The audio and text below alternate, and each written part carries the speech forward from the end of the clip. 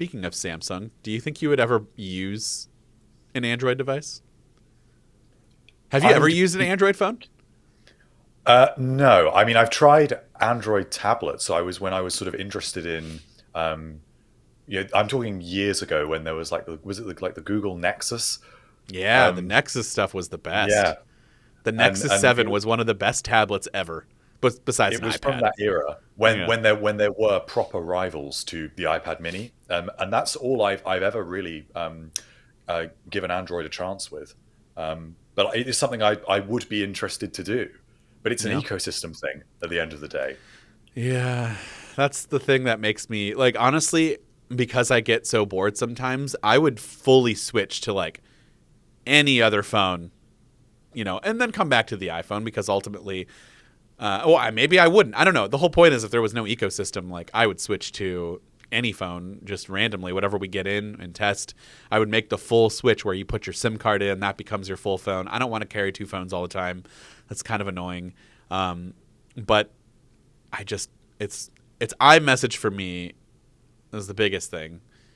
And I know you don't. You still use iMessage, right? Yeah, yeah. Okay. I'm very reliant on it, but I mean, I I know know a what you're lot of getting other to, people because in the U.S. are yeah, not. So yeah. Well, it's the dominant platform, at least in the UK, is WhatsApp. yeah, So it would be way easier, and in Europe as a whole, really, to be able to switch platforms and not be so reliant on iMessage. But then something else that I'm really reliant on is Apple Pay, and I've got all yeah, that set up. Do I want to go eh, through doing that on a new yeah. device? It takes like 10 minutes. Yeah, It's but not but that. it's all these things, though, isn't it? I know.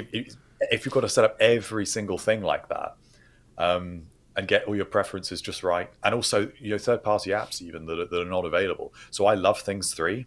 I do Yeah. everything in Things 3. What am I going to do on Android?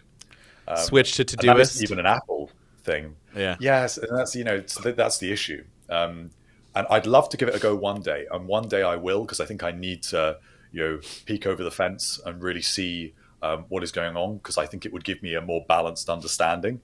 But I don't know if this year is going to be the year. What I'm seeing of these new devices doesn't strike me as the most sort of practical, enticing upgrades. What if I told you this was the Samsung Galaxy S23? Would you believe me? Eh? Would you believe me? I wouldn't know the difference. So I would Exactly. believe you. No, no, I'm not going to do that because to Samsung's defense, how many times does well, actually, I don't know if it's a defense. It's not Samsung's fault by any means that they finally did what Apple does, which is just make it's a performance bump. It's a phone that's not meant for people that already have the previous one. Because for a while, Samsung's just kind of every year had some sort of design change, some sort of major new feature. And that just didn't happen this year. They finally took a page out of Apple's book and just kind of refined and, invested in the cameras and not a lot of like visual, quote unquote, sexy changes. And so, no, this is actually just the S22 Ultra, but it looks, exactly the same as the S23 Ultra. And pretty much the other two phones in that lineup look the same. And how many times do Samsung fans, that's where we blame them, Samsung fans come over to Apple and be like, it looks exactly the same. Or it's the meme of like, iPhone users getting excited for the new one and they're holding the same thing. Like, this is we can start doing the same thing now. We can Yeah. start throwing it back, but I'm going to be the bigger person. And also, this isn't a phone that's meant for somebody who already owns the previous version. This is like, I know people that are still rocking a Samsung Galaxy S9 Plus. Like, it's time for you to upgrade, and if you want to stay in that ecosystem, this is where you go, and it makes a pretty substantial difference and a pretty big jump. But they did do some work to the cameras. Does a 200 megapixel main sensor do anything for you? I mean, we made a big deal about the 48 on the iPhone 14, so We did, but I think that this is the default internet camera comment, which is megapixels are not everything. And 200, I don't believe that anyone needs 200 megapixels. no. So But it's it just a has spec, isn't it? yeah, it will have its fair share of advantages, but Is there going to Yeah, be a like mega? 8K video recording and Yes. a level of detail that you can obtain when cropping in. I appreciate those sorts of things. Um, it's just if hypothetically, if I was choosing between two iPhone models, so if I kind of move this into my world, and I was choosing between an iPhone with a 48 megapixel camera or a 200 megapixel camera, I wouldn't care because the 48 has given me that bump that I needed. You know, Apple would make you care for that 200 megapixel camera. They would make you care. Well, that's the other side of it. Whether there's a good whether it's well presented behind what is going into it, and I think that's what I've taken away from seeing this minor spec bump.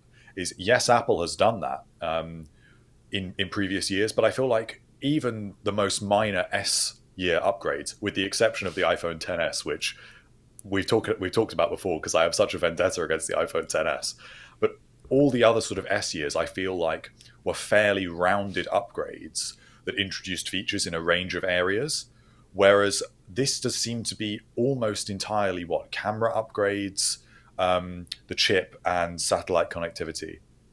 Yeah, I'm for the most part, there's some new UI features, but that is going to come across the board. But they are getting their own focus modes, and I am kind of curious to see if that's better. I'm fully expecting it to be better than Apple's, just because Android and customization, like that's its thing. Yeah. And so I fully expect them to allow you to be able to customize it in a way that you just can't do it on the iPhone. And I personally feel like there needs to be just a little bit more flexibility and options when it comes to Apple's focus modes.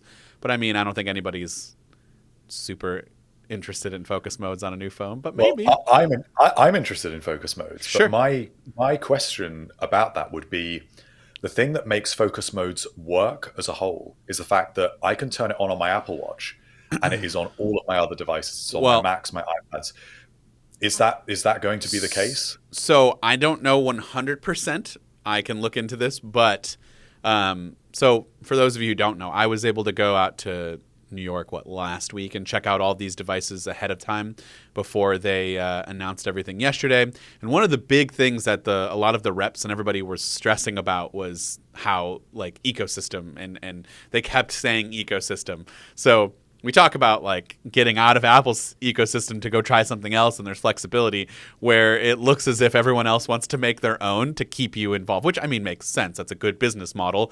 If you're going to buy a Samsung phone, why not get their Galaxy Watch and their Galaxy Buds and their Galaxy Books? And it just makes sense. And so, yeah, they use that word a lot, and they wanted everything to be cohesive and work together. So I would be very shocked if that didn't work that way. Right. I'd have to see how that was working, because focus modes, I really like them, but I also hate them. They're one of those features in iOS, well, I suppose across Apple's platforms, that sometimes it just works so well, and other times it just feels so unfinished. Well, So I think it'd be fascinating to see how they approach this, yeah, in a different system. I didn't know. So another thing about this is when you kind of head in there, like I don't know. I don't know how much I can really talk about it, but I don't know anything going into this. I just know that I'm going to see some phones, and they did do some briefings, but like maybe I missed it, but I didn't know a lot of the new software features. They didn't really highlight a lot of that. So it's very possible that's on me and I missed it, but I didn't know what to look for. So I didn't know that was there. So I didn't get to like play around with it or test it. But my hope is that when you do set up these, it's called modes and routines or something like that, I believe. And when you do set up these routines and things, it's just an easier way to do it. Like I like the idea of just using a focus mode to where it just changes home screens based on where I'm at. But it doesn't work that well on the iPhone. For some reason, for me, it's like I go home and my home setting's not turning on.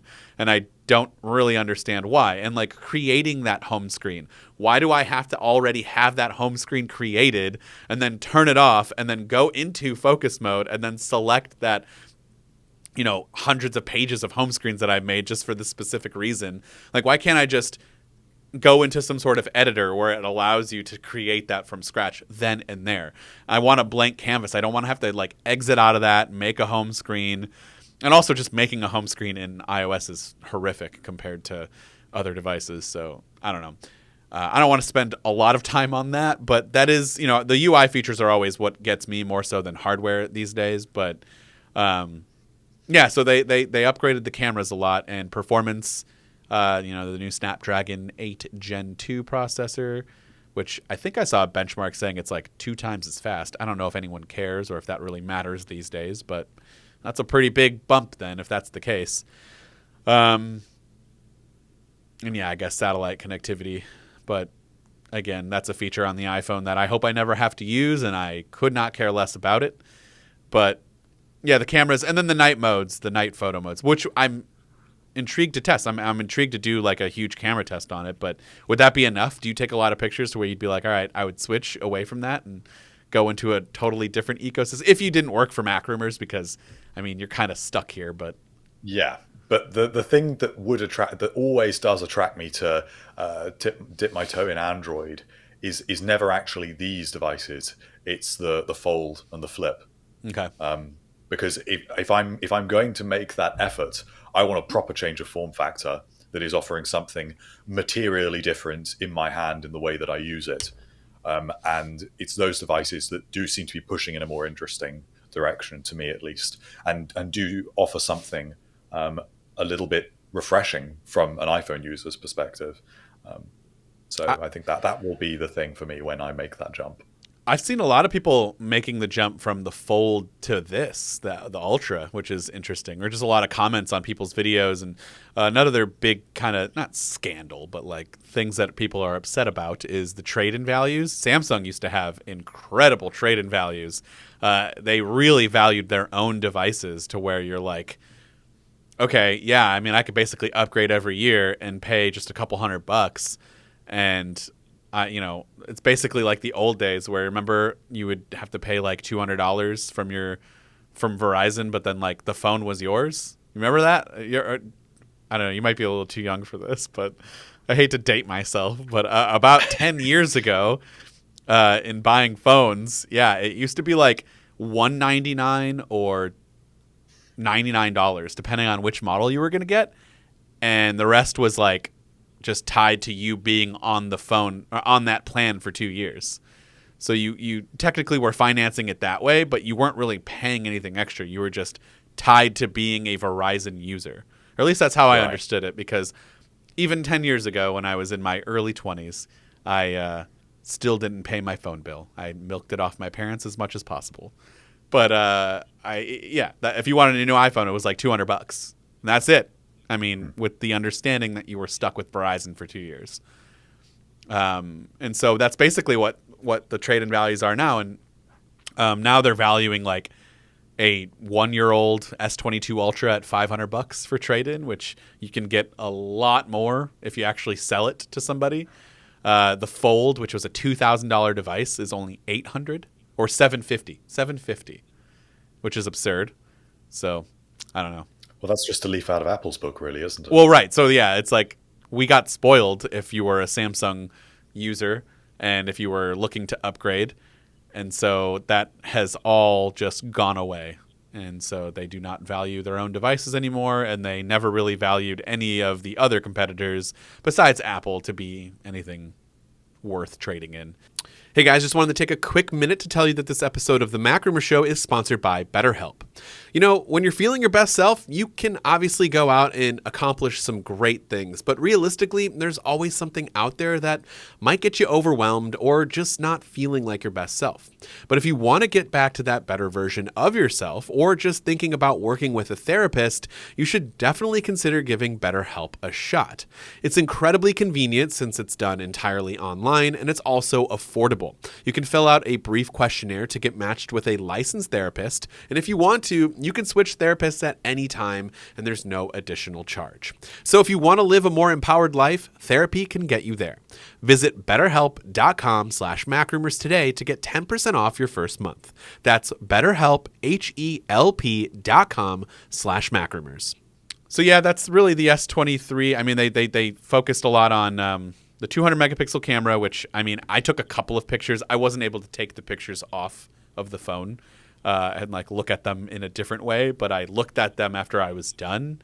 And, there's a lot of detail when zooming in, and the shutter speed takes like 3 minutes for you to take a picture because it's got a lot of processing going on with that, with that 200 megapixel camera. I did hear that they actually improved, and I've noticed it when I was testing it out, just the regular camera when you're not taking a 200 megapixel photo.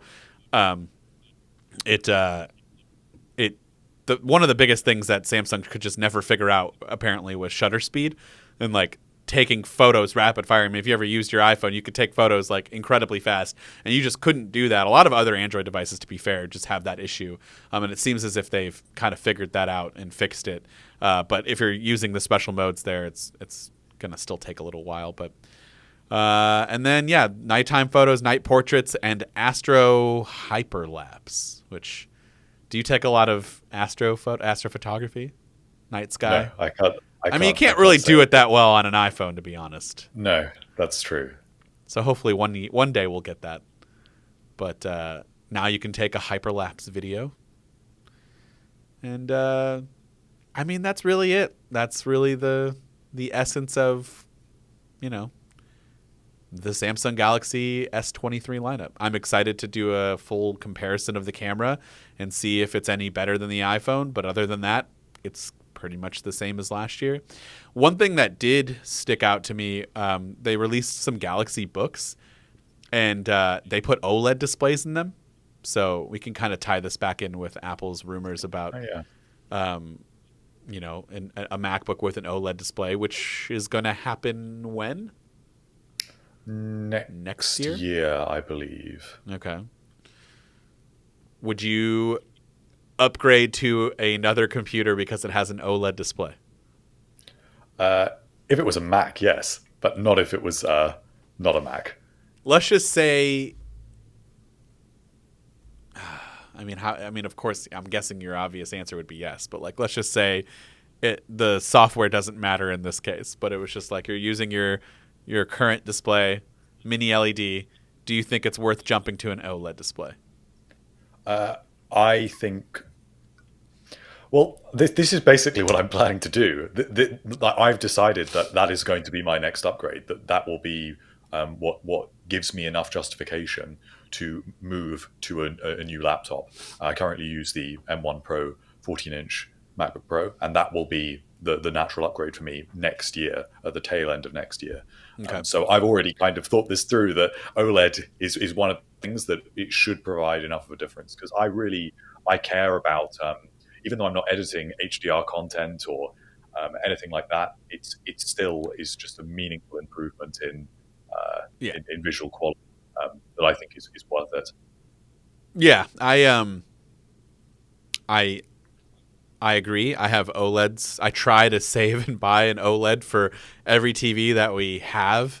One year I decided to go just like large and 8K instead, and it's a very good TV. But a little part of me was upset that I didn't just do an OLED TV instead. I fully just think the picture and the video quality that you're watching back is so much better, especially on a TV. And then putting that on a laptop, this is a hot take, but I just think those Galaxy Book laptop displays, those new ones, the OLEDs they're just really nice. I think they're better than the mini LED. There's a dramatic improvement in my eyes. And it was brief, but it's basically what they did was take their phone displays, which were, in my opinion, already better than any other phone displays out on the market. And Apple has done a really good job. And I mean, they basically almost all use the same displays anyways, but Samsung reserves its own to be better than what they're selling to the competition, which makes 100% sense. And so, yeah, I believe that their phone displays are better, and they basically took that and made it into a larger version.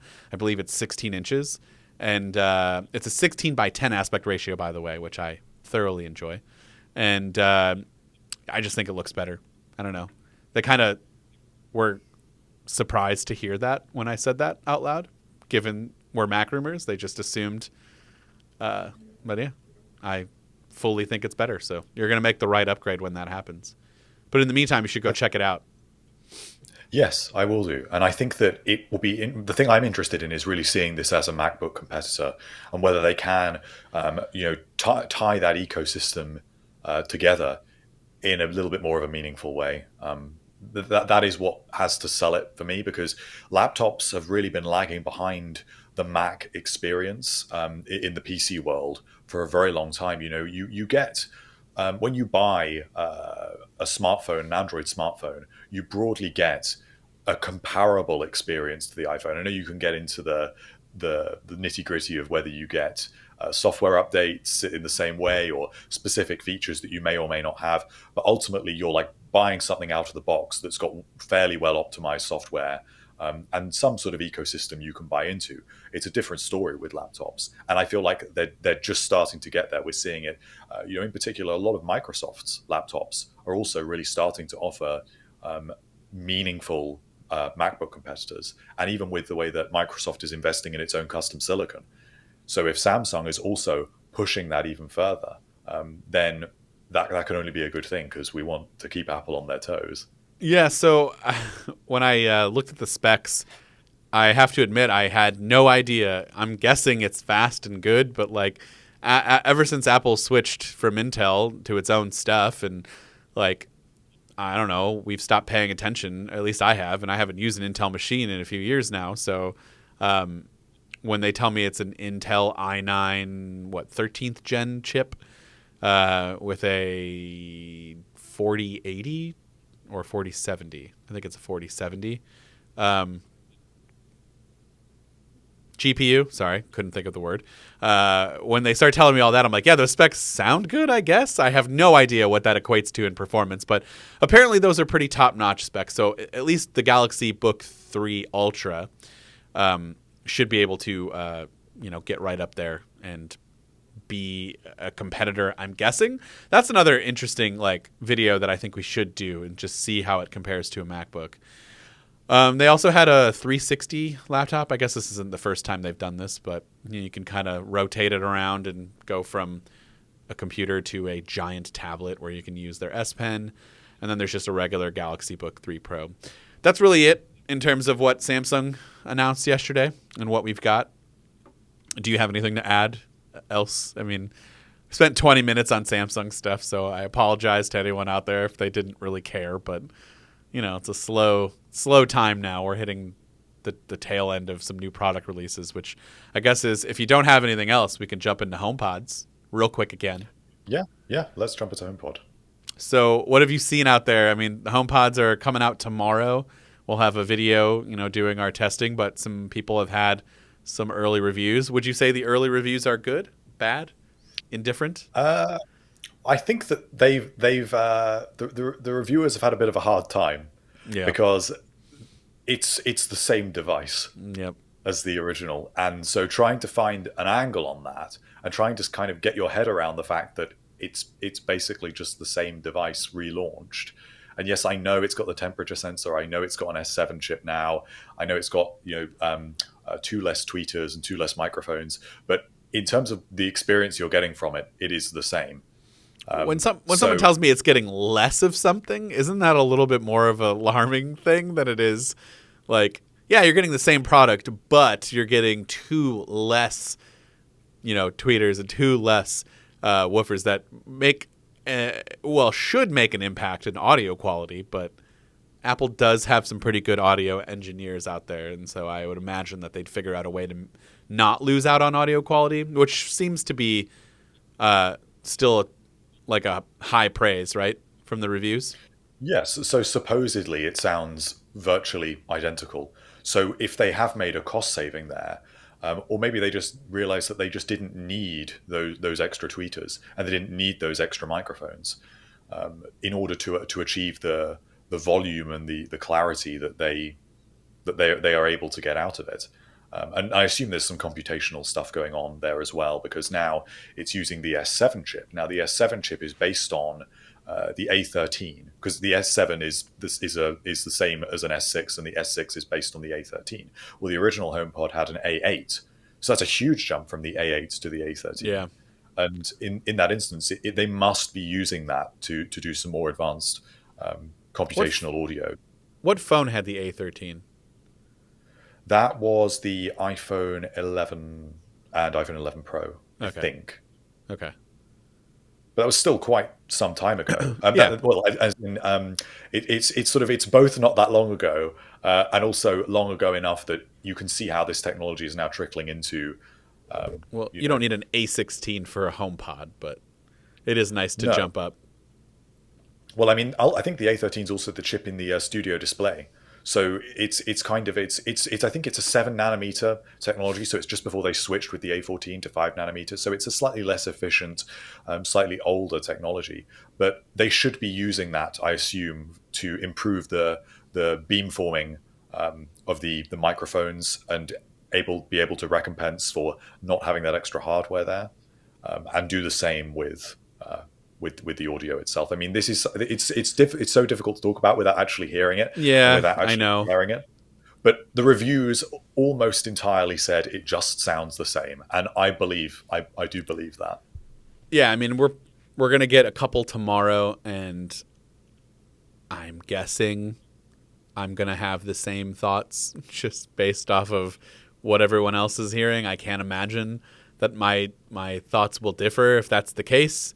But I feel like I'm just going to be kind of stuck in that window where it's like, who is this for? This is for people who just didn't get the bigger HomePod, right? Like if you already have a HomePod, or maybe you're just looking to get more, like, I don't know, if yours is working fine and you're happy with what you've got, it's going to be not for you, right? Like there's no reason to upgrade unless you want more. Yeah, I think that's part of it, but also I don't even think that this is a customer driven. This is necessarily a customer driven decision to do this in this way. I mean, my theory is that the original HomePod was a failure on multiple levels, insofar as the hardware just didn't meet Apple's expectations. They overheated, and the software just wasn't ready. I mean, it had a 7-month delay over when they first announced it, and it just did not have basic features that you would expect to be present when they launched it. So it didn't get the good reviews when it first launched. There was no voice recognition, there was no stereo pairing, there was no handoff, and handoff still does not work very well at all. Not on the big one. Actually, No. Don't ever use the minis. Does that work well on there? It works I've better tested because it. at least it's got the U1 chip, so it does seem to behave in a more in a way that is a little more how you would expect. But I suppose the point I'm making is that when they actually they unveiled the HomePod, and then 7 or 8, 9 months later, they finally got them in people's hands, and they were just missing so much functionality.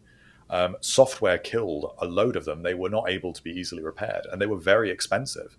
And then they dropped the price of them, and anyone that was going to buy one would have already bought one. So you've got HomePods, going for discounted prices at retailers because they just can't get rid of them. And so in discontinuing the HomePod, they were able to drive up interest in the device, build a bit of nostalgia around what they were doing. And they've also, within that time period, been able to get HomePod minis into people's homes and to get people actually interested in the HomePod from that perspective as well. And they can clear out the inventories they've got in all of these big retailers. And then they re-release virtually the same device, but in a slightly different climate, where they can sell it at full price because the stock has been cleared of the old ones. And they have got an audience of people that either really enjoyed the sound quality of the original, an audience that never experienced the original, but now it's finished with software features, or people that enjoy the HomePod mini and are now looking for something a little bit more. It's like now the market is ready for it. It wasn't. And so it's almost like it doesn't matter what people think about it in a strange way. And that's why I think it's just the same product. I'm just salty that I still have an unopened one, and this new one isn't different enough for me to sell that at a massive upscale. Like I was thinking, this is discontinued. I've got one that's sealed. Like this is going to be worth something. And I know. But so one thing I'd never looked into, and you'll know this, I'm guessing. Does the old HomePod and this new one work together for stereo pair or no? No. That's so in the same dumb. way you can't do it with a mini. Yeah. That one makes sense. It does, but you also think that if there is different audio hardware, and so that means that the volume is going to be slightly different, the actual the sound you get out of it will be it will be different, even insofar as they may sound the same. The way that that audio is processed on each device will be different. And so for Apple to actually go to the bother of developing a stereo pairing algorithm that can balance out the old HomePod and the new HomePod would just be unnecessary, considering that that's old. I mean, it's an A8. I mean, that is from the iPhone 6 in 2013. So they would be developing for something that is, and I know they still give it HomePod OS updates, but Apple isn't in the habit of updating older devices. I know with the iPhone we say, oh, they're very good. They continue to give software updates years later. There is a huge amount of stuff that does just get abandoned, or at least they don't bring features to them when they definitely could. So even, I don't know, something like live photos when that first came out, there's no reason why they couldn't have brought that to older phones. So they want to encourage you, if you want to create a HomePod stereo pair and you have an original model, you've got to buy two now. You've got to spend $600. It's just classic sort of Apple's strategy. It's exactly what I did too. I got to test the stereo pair. Yeah. But what color did you get? I went with white this time because I wasn't convinced that midnight looks any different. And I know people are going to yell at me, but I just don't think it looks any different. It's been interesting to try and see that in some of the review pictures. It just looks darker, but it doesn't look bluish in the way that a lot of the other midnight shades are. I mean, it just muddles, Apple's color options even more. So I'm a little concerned about it staining the wood top, because that has been another ongoing thing. Yeah. If you remember the original HomePod, the white one stained the bottom of your desk. Apparently I've looked, it's like, is it untreated or unsealed, like IKEA wood? Yeah, so it's unsealed wood. So Yeah, I've unsealed, got a white HomePod there, and that's on IKEA wood, but because it's laminate, or at least I think it's it's finished wood, it's treated. My white HomePods have never left a mark on anything. Okay. So it's got to be a natural unfinished wood top. So we should be put it on a moving. coaster. Well, that's what I was going to say. I feel like if I just like put some tape on the bottom of the little rubber, like some like painter's tape, and just like no one would ever see it, and just put like some strips of painter tape. That's the only thing that comes to my mind. I guess I could put it on a coaster, but like I don't want it to visually look like it's on something. Just put it on a piece of paper, draw around it with like a circle, and just cut out the piece of paper, like whatever. That's much better, yeah. And if you have an untreated wood surface, then you will find this with other products as well. Yeah. It's better if you can have a finished wood piece of furniture. If you're making that decision, I don't know. So we're moving to a new studio here shortly, and I don't know if any of the new stuff that's coming in is untreated or not, or unsealed. I have no idea. And I bought white because like the whole look of it's like white and oaky wood kind of thing. It's like light wood and white, and so I thought it would look good there. I don't know. Anyways. So hopefully, we'll have a video up on that as well. And I mean, spoilers, I'm guessing it's just going to be much of the same thing.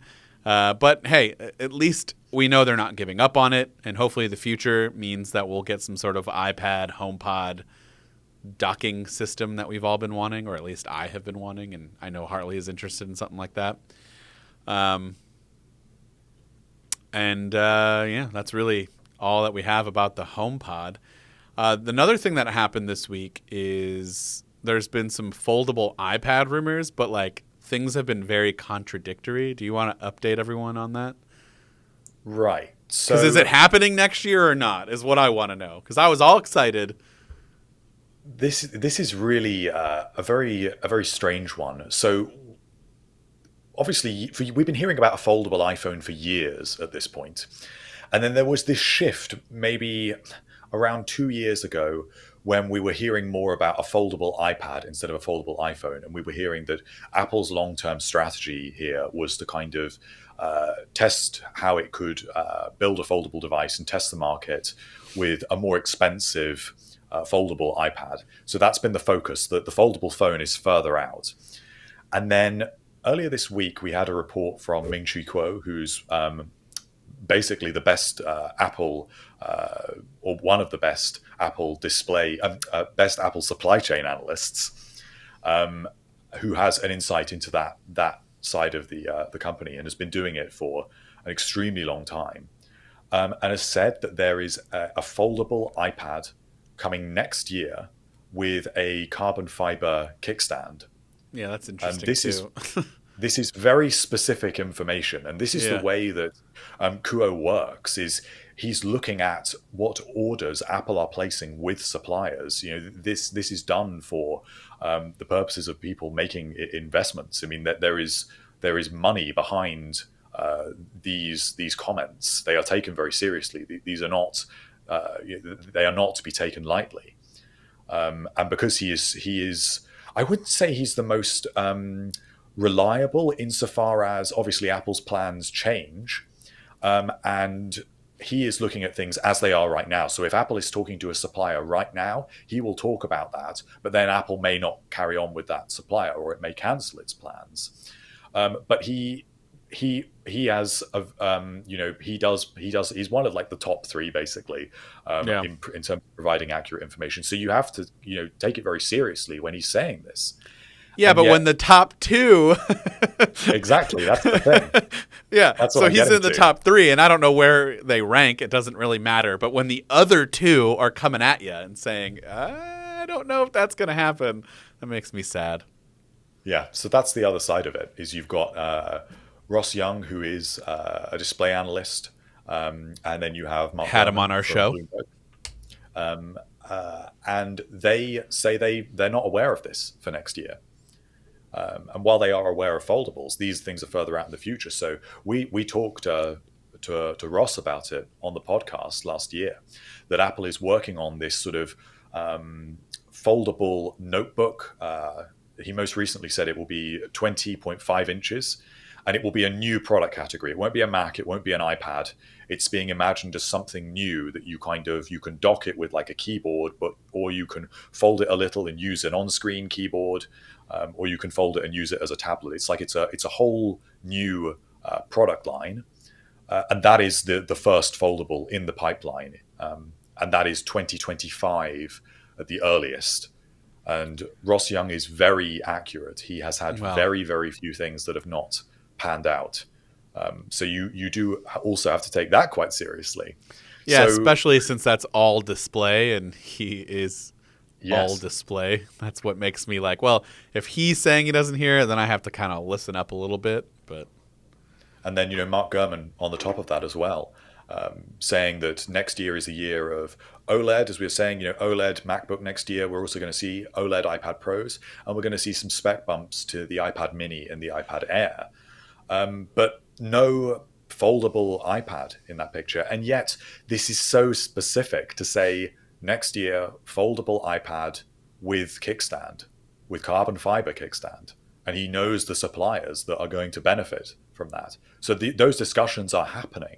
So I hate to put you on the spot then. Who do you think's right? I think that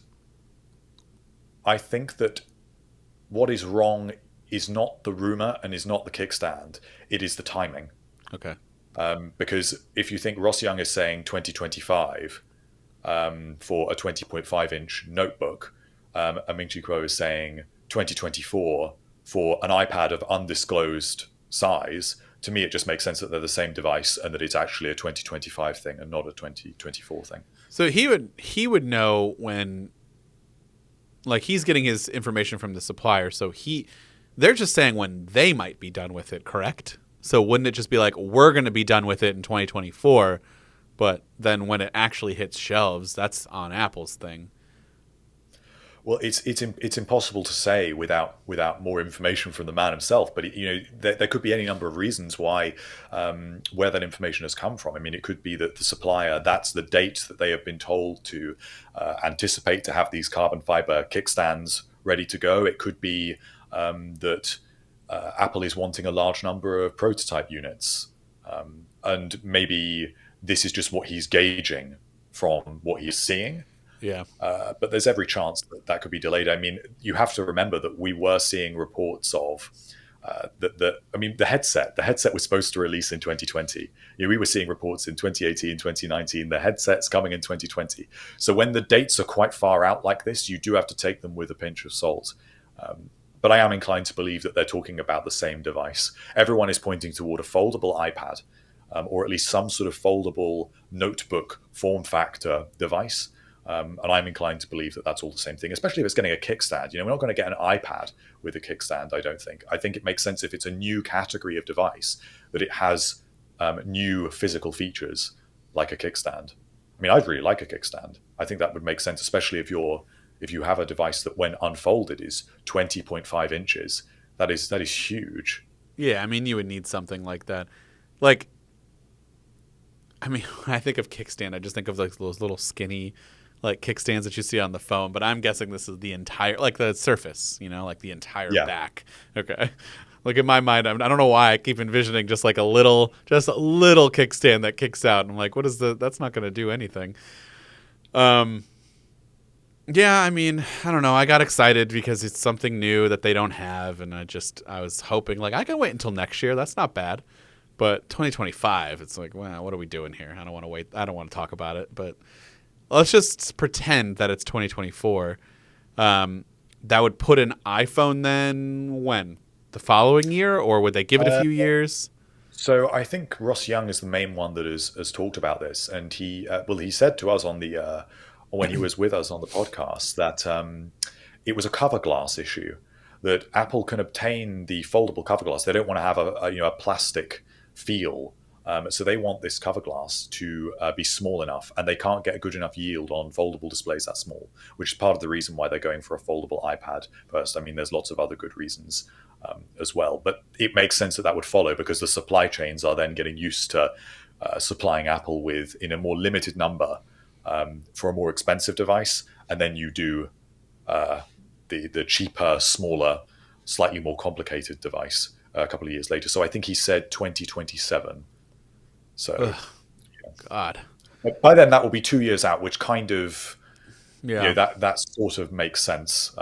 When it roughly takes Apple about 2 years to ramp up a product that is in the pipeline, and that would make sense for it to follow roughly 2 years later.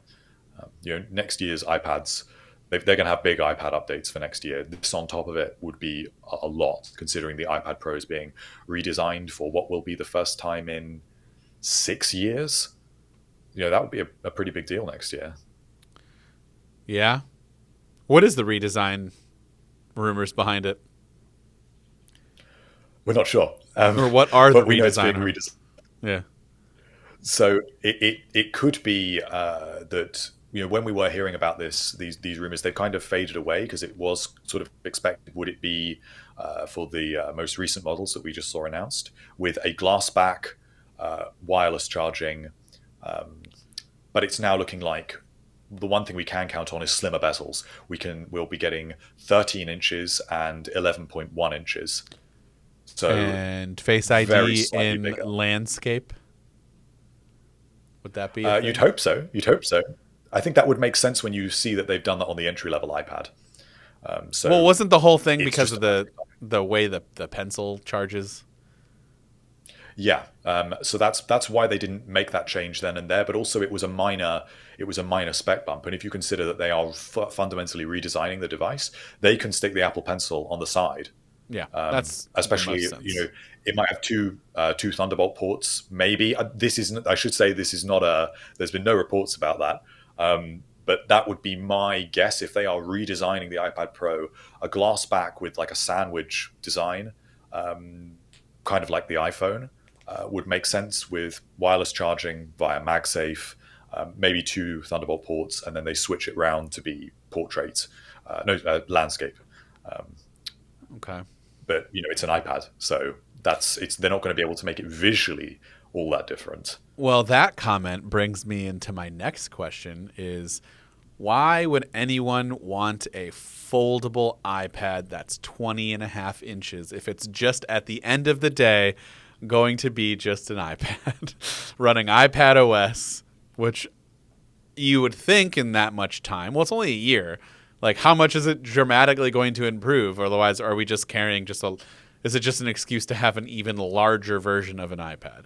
Because personally, this is where it like makes the most sense to have some sort of different OS for that capability, or the blend of Mac OS and iPad OS, where it's in its folded state, it's iPad OS, and in its unraveled state, it's Mac OS or something better. I don't know. What do you think?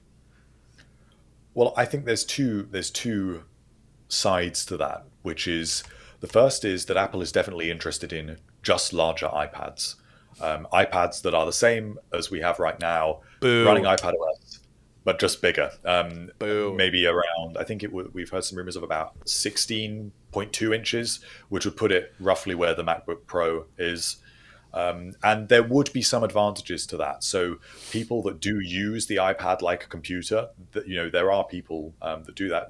Say when we had Federico Vitici on from Mac Stories, he loves the iPad. And I'm sure that even Mark Gurman, when we had him on as well, he told us that he uses the iPad Pro as his main computer. So for those kinds of users that, take the best and the worst of iPad OS, I'm sure they would appreciate a larger iPad. And that is what Apple is looking to. And also illustrators, graphic designers, people that, do actually use the iPad with the pencil. They require that they just can't get from a Mac. But the other side of that answer is I don't think it's an iPad. Ross Young is indicating that it is a new class of device, a new product line. Something it is neither Mac nor iPad. I mean, I expect they're not going to develop a whole new OS for it, but possibly it will be the case that when it is in folded mode, it runs iPad OS, and then when it is unfolded, it runs Mac OS. And this is the reason why it's not an iPad. And this is because Apple is never going to bring macOS to the iPad, but there's nothing to say they won't bring macOS to whatever this new thing is, especially if you can also plug it in and use it as an external monitor, say. It will have functionality that is, I don't know, but I'm saying if you assume that it is a completely different device with completely different uses in mind, then you can kind of see how that might start to make a little more sense. That last one is that's what I want. I want that. I don't want a larger iPad. I get it. And I don't know. If that's what you want a larger iPad, then maybe Apple will make that. But in this time frame where we have a foldable, I don't know. I just think it's time to innovate and do something better. And if you're going to go through all that and, make a large folding device, then it should have its own software to differentiate. Because I'm sure it's not going to be cheap. I'm sure it's going to be north of $2,000 at least, right? Well, if it's that big, 20.1 inches. That's the largest device they have. That's mobile. That's the largest device they have. Period. The iMac is 24 inches, so you're you're right. To iMac size with that, and also OLED and foldable, and probably with ProMotion. And then that's not even, that's before you even start to get into the other hardware. Accessories, you're going to need, a hardware keyboard, some sort of keyboard thing. I don't know. Mouse related thing, magic keyboard accessory that kind of fits onto that and folds with it. Yeah, it'll be cool. I'm 100% on board for something like that. I would still get a larger folding iPad too because, well, it's our job, but also it just seems intriguing. But yeah, I think it would be cool if I can replace my iPad and my Mac into one thing. And I guess there's really nothing stopping me. We've had this conversation so many times. Besides my editing software of choice, there's really nothing stopping me from using an iPad full time. But this would really change things for sure if it was just going to blend the two options together somehow. But yeah, most importantly, when is it coming is the real question. And when I was making our video about that, I had to scroll down and look at the multiple updates in our articles and references. It's well, hold on now. We have two people of, high importance saying, well, I don't think it's coming in 2024, or we have not heard that. I guess they never really said no. They just said, we have not heard that, which is no, but Yeah, and I suppose especially from Ross Young in particular, who has put a lot of emphasis on what he thinks will be the first foldable. Yeah. He more or less is saying no. But I think it's a more plausible explanation is that these are the same device. Sometimes when things don't quite fit in, it's just that there's been crossed wires. I mean, for example, take when we were hearing that the Apple Watch Series 8 would have flat display glass. That was a rumor we were hearing early last year. And then it was coming out that the Apple Watch Series 8 would not have this squared off redesign and would look the same. And so everyone was thinking, well, how does that fit in? An Apple Watch with a flat display, how does that fit in here? But of course, it was the Apple Watch Ultra.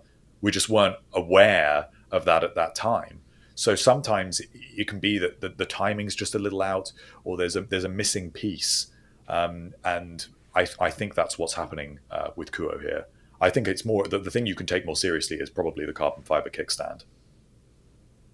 I just like how really specific that is.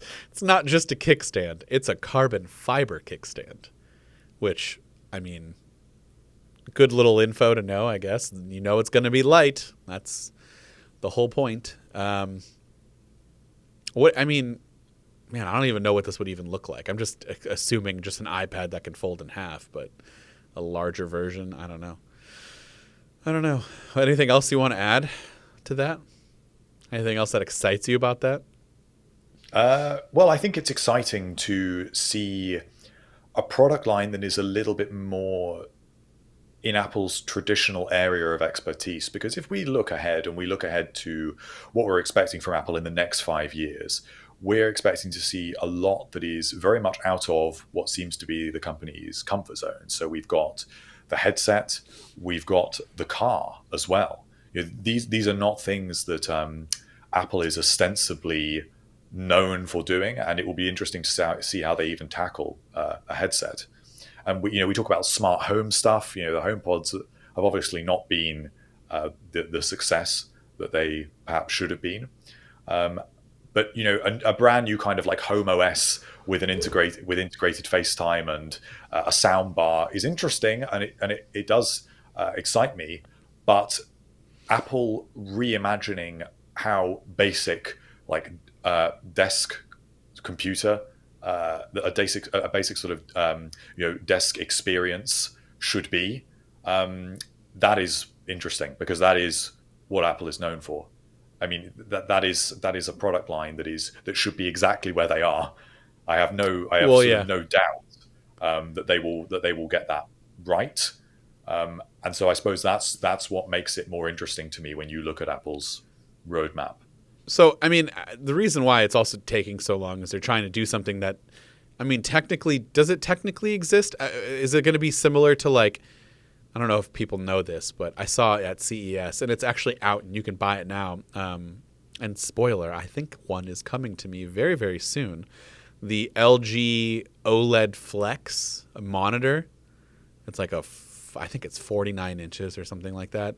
But it's literally an OLED TV / monitor that can flex itself and curve itself. And then if you want to go flat, it flattens itself. So that's real glass. It's not plastic. Because if you think about foldables now, you mentioned earlier, it's basically plastic with a little layer of glass, right? I believe is how Samsung does it, and other companies. But there's durability issues when it comes to that kind of thing.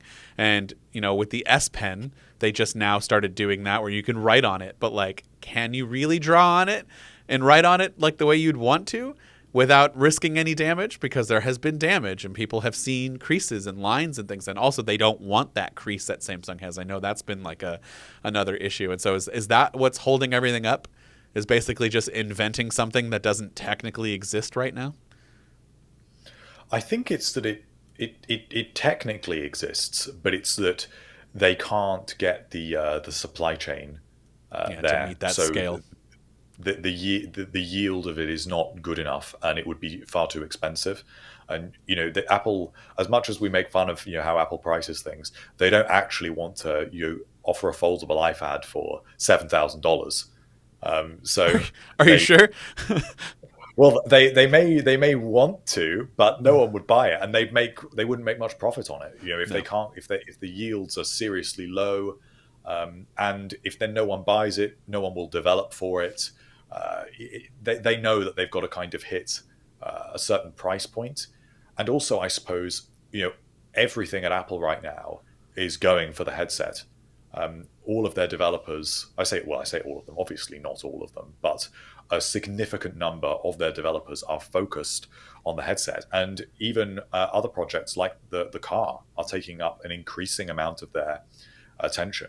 So if they're developing a whole new form factor, they need the time to be able to, let's get the headset out the door, let's get the second generation of the headset out the door, let's mature that platform. I mean, we heard quite recently that the Apple glasses have been postponed indefinitely, which to me makes sense, because how can they develop all of these completely new products simultaneously? These things have to be staggered. Well, they have a lot of money, so I mean, that helps. Yeah, but then it's a question of finding talent and keeping things private and having the space for people to work and to be able to manage it. I mean, I wish they would hire more developers. There's a lot of developers out there who are looking for jobs too. I mean, there's plenty of people in the talent pool that they can, I don't know. I personally just keep coming back to like comments on foldable iPad videos that we've done and comments on the website. And I personally just thought if Apple just made a Samsung Galaxy Fold, but an iPhone Fold, if they just took the same thing that they're doing, crease and all, and just made it their own shape of an iPhone and put their own, slightly custom iPhone software, iOS, on there, I thought it would sell really, really well. But the comments I see on all of these things, people don't really, I feel like there's a lot of apprehension and like people saying, I don't think a foldable's for me. I personally think that's wrong. I think people are just saying things because Apple doesn't have one. But if you're a big Apple fan, like most of the people that read and watch our stuff, I feel like once they see one and once they understand the like, I really like a Galaxy Fold, and I think a lot of people who have one like it.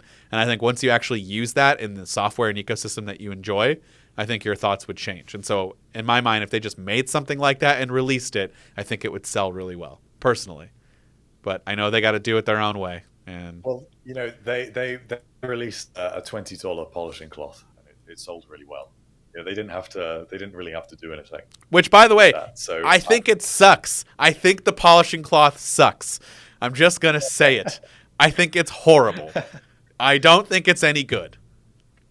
It's a good cloth. I don't know what your problem is. No, it's not. It's not a good cloth. It does not do a good. It does not clean anything.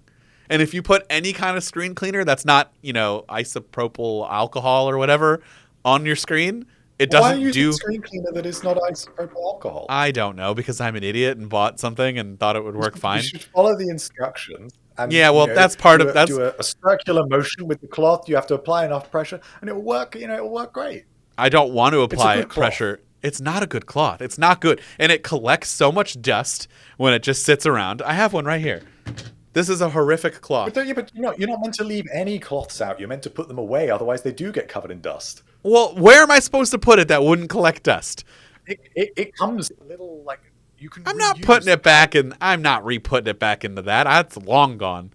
So you know what? Fine. Call it like it is and call me out for being not using it properly. But I promise you, most people that bought this do not put this back in the same pouch. They do what I do.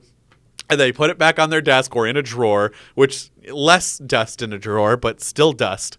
And then when I go to wipe something off with it, everything that was wiped off on this still is on here. And then when I go to wipe it on the next one, it just leaves the dust on that next screen. Well, I think you're out of your mind, Dan. I think this is your worst take I've ever heard from you on this podcast. I think it sucks. I hate it. I think this is better, whatever this is. I don't know why I have these all just sitting right here. I swear I didn't plan this. It just happens to be here. I've got a lot of weird random stuff on this desk that if you guys ever were to know, and I fidget a lot during these podcasts. I'm like playing with this camera cover. I don't know. This stinks. Okay. I'm just going to say it. And so, yeah. I mean, you're wrong. So That's fine. I'm wrong about a lot of we do things. have to say it. We do have to say it. I'm wrong about it's a the lot most of things. beloved Apple product in years. No, it's not. Oh, it is. People love it. It gets memed to high heavens. Yeah, that's the point. That's the point of it. Yeah. I don't know. And also, like, sorry, I could talk about this for another 20 minutes. Like, when you go to wipe it, it just sticks. It doesn't have any, like, it doesn't do it. It doesn't move with how many times have you gone to wipe, like, your MacBook screen and you go to move it and it just, like, your hand slides off and this doesn't move? No, because There's so much friction. You want to grip it and then, like, use your thumb through the cloth. You're not meant to just wipe the whole thing because you're never going to get enough pressure. You need to, and if you use like an individual finger through the cloth, then what you're able to do is apply enough pressure on a small surface area. Like your thumb like this, and then I do that.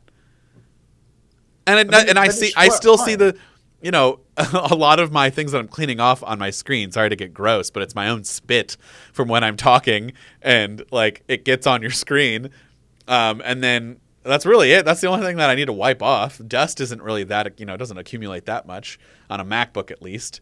So like when you're trying, you can't put enough pressure, so you have to put some sort of like alcohol on there.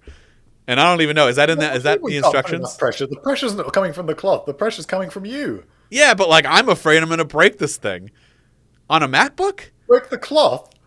No, the MacBook screen. Whatever. I'm done. This thing stinks. I don't care if I'm wrong. I'm sure I am wrong. I just don't like it. No, it's a good cloth. Other cloths are available, but if you buy that cloth, it should serve you very well for many years. One of the best Apple devices of whenever it was, like 2020, 2021. You're trolling us. You're trolling. All right, that's it. That's the end of this podcast. We'll see you next week.